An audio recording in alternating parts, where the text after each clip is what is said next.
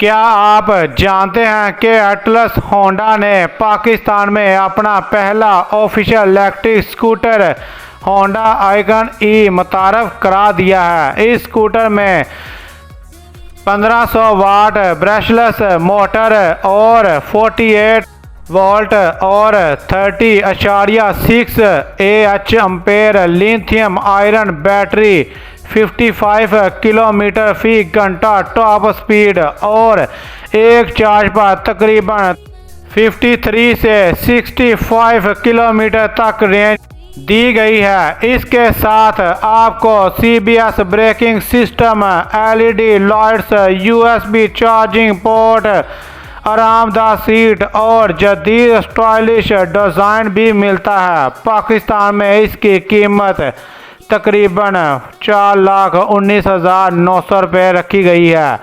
अगर आप जानना चाहते हैं कि ये स्कूटर किन लोगों के लिए बेहतरीन है, इसके तमाम फीचर्स, कंपनी की हिस्ट्री, मुकम्मल रिव्यू और मेरी राय क्या है, तो इसकी पूरी वीडियो का लिंक डिस्क्रिप्शन में मौजूद है। वहां जाकर मुकम्मल वीडियो ज़रूर देखें। अगर ये शॉर्ट वीडियो पसंद आई हो तो लाइक करें, शेयर करें और हमारे चैनल अयान राइडर को सब्सक्राइब करना मत भूलिएगा।